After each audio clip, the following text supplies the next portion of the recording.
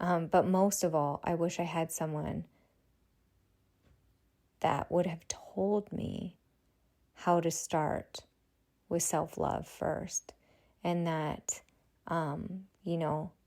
I needed to stop controlling everything and start connecting with myself. My mission is to impact the hearts and minds of women, helping them change their stories and empowering them to love themselves, their bodies, and their lives. What is up, everybody? Welcome to the Change Your Story podcast. I'm Hannah Dawson, your host and transformation coach. I'm a certified personal trainer, nutritionist, mindset coach, writer, speaker, and creator of the Fit Club Babes app, and I am here to help you transform your life. While I love teaching all things nutrition and fitness, and trust me, you'll get lots of that on here, my true passion lies in the power of mindset and self-relationship. I know firsthand how powerful a mindset shift can be. It has profoundly impacted not only my health and fitness journey, but also my relationship with myself, and it can do the same for you too. Many women believe as we age, we lose our beauty, body, and health, but that's not true. You can feel and look amazing and get better with age, and I'm going to show you how. Are you ready to change your story? Let's flip the script one thought at a time. What is up, you guys? Welcome back to, I guess this is lessons and reflections from part 2 of my story, really battling an eating disorder and how fitness became an anchor for me throughout my life. And so in this episode, I'm going to really dive deep into this part of my story and my battle with my eating disorder and how fitness became an anchor. It wasn't just about the physical. It became an anchor, something that kept me grounded in the middle of chaos, addiction, abuse that I was facing. But looking back now, there's so much I wish I would have known. I wish I would have had someone guide me to tell me how to build a healthy relationship with myself, because at the time, everything I did was tied to control, shame, and a desperate need for validation. So let's go and unpack this together, and I hope that my lessons and reflections will really help you with loving and pursuing a relationship with yourself. So, when I was in the thick of it, I didn't really know what I didn't know. And I wish I had someone tell me how much the way you speak to yourself matters, how you see yourself matters. At the time, I was so focused on changing my body. I didn't really realize the root cause of my pain. It wasn't my weight. It was the way I felt about myself based on my environment. So like the last episode, being able to challenge those belief systems. I had a lot of broken belief systems based on, what had happened to me. I wish I would have had a mentor teach me that the relationship that I built with myself, that you build with yourself, is the most important that you will ever have. I was never taught about the root causes or triggers. So that was one thing, going in an eating disorder clinic, I more felt shame. Like, you do this, you're going to die. Like, it was never more like talking about the emotional side of it. And as I got older, like probably after I had my girls, I went to see an eating disorder counselor. And she really, she was amazing. So it was something I never had when I was a teenager. I wish I would have had her. And, she, when she would talk to me about food, she goes, Hannah, a little too much of anything or a little too little of anything is not good. And it was like this, it took me a minute to think about that. And it's so true in life. It does not even just with food, with exercise, with anything. A little too much of anything is not good for you, but a little too little of anything is not good either. It's really finding, balance, right?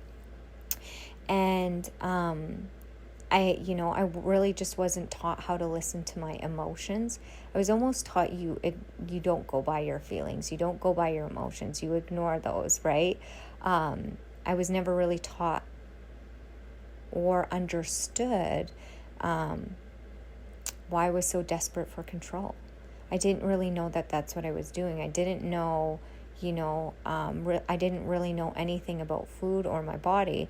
It was just about the story I told myself about my worth. And so fitness was great. Later on, it didn't come right after my eating disorder. Actually, my fitness journey really started. I had an eating disorder grade 8. My fitness journey and going to the gym started in grade 10 after the summer when I lost all that weight. And that's kind of when my fitness journey started. It became an anchor for me. It kept me grounded in a chaotic life. It gave me something to focus on. And honestly, it kept me out of trouble. Because a lot of the times my friends would be going out on weekends, I wanted to go to the gym after school and I would go to bed early. And so I remember that part of my life. So even though I love fitness, I really didn't fully understand what it could have been. I wish I would have known that fitness was about so much more than appearance. That it was about building habits, that it was about fueling my body, it was about caring for myself from the inside out. But I had no idea. And the really cool thing is that I want to say here is I wish the woman that helped me build a program, I remember her taking the time. She made such an impact in my life. And so, for all of you that are listening now, maybe you are having an impact in someone's life. You don't really know what's going on in their life, but you're making a positive impact. And so always be curious about people's life stories, because if she would have done a little digging, and not to say, that might have been like weird or creepy and adult, like asking a teenager, but, I wish I would have been open to tell her. Maybe she would have been able to give me more advice. Maybe it would have opened me up to more things, but she didn't know. But she was such an amazing part of my journey because she really took time to build me a program, and just to always tell me what a good job it was that I would show up all the time. I just really, if I could ever meet her one day, I don't even know how to even find her, but just to say thank you. Thank you for impacting my life so much, For me, at that time, fitness was such a safe haven. It was my escape. It gave me structure in a life that felt like it was falling apart. I hated going home,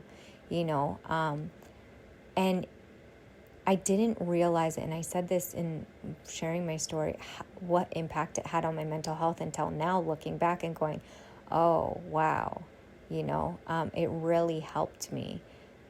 Because at that time I tied my fitness to validation. And so changing my body became the only way I knew how to feel enough. It got me love, attention, that I so desperately craved. And I became terrified of losing that. The idea of going back to be the girl who had no control, who wasn't enough, scared me so much that I rejected her completely. I shut her up. I didn't just reject her. You guys, I hated her. And looking back, I see now that this fear of losing control and not being enough spilled over into so many areas of my life as I got older. I was chasing something external, whether it was approval, love, perfection. But what I really needed was to stop running from myself and start building a relationship with who I was inside. And so what I learned about control and shame from this time in my life is that this is when I was in control of my body, my weight, my food. It gave me this illusion of power. But the truth was, I wasn't in control at all. I was just living in fear. I was constantly battling shame, self-hatred. I didn't have a relationship with myself because everything I valued was outside of me. My body wasn't something I loved. It was something I used to measure my worth, and that's not sustainable. And so, I'm losing my train of thought now. I heard this quote that said, hurry is fear in disguise. And so the gym became this thing to keep it off. It wasn't this empowering thing. It was this, it was all based from fear. I was so afraid. And so that's why I think I battled my weight. It was a way that I was trying to control. And here's the thing, control isn't the same as healing, right? Real control doesn't come from micromanaging your weight or your body. It comes from understanding yourself, your triggers, your emotions. It comes from learning how to love yourself as you are. So, like I said about fear and hurry, fear is just hurry in disguise. We have to become patient with ourselves, just as we would somebody that we love. Because healing, like I said, you can't hurry healing. And if you try to hurry healing, again, that's just fear in disguise. We have to be patient, because what is the root of patience? Love. Love is patient, right? Love is kind. And so that is probably the biggest lesson from that. And then we go into building your relationship with yourself. And, it wasn't until much later in life that I learned how much I was missing. I wish I would have had someone, teach me about proper nutrition, how to fuel my body. This is all about relationship with yourself as well, right? How to fuel my body without restricting it. Because,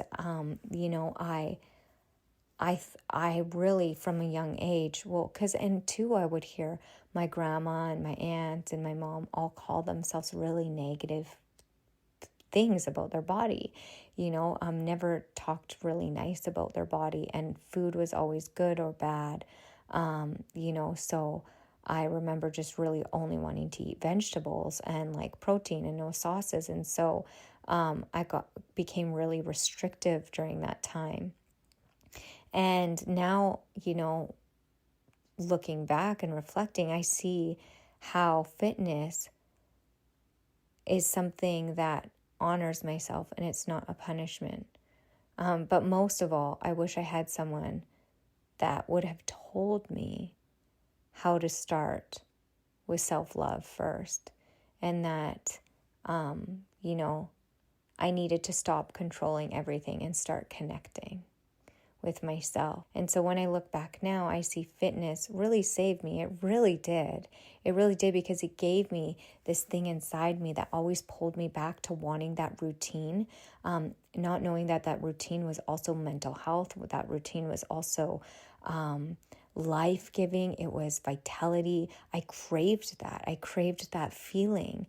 That's really what, really, really helped me later on in my life.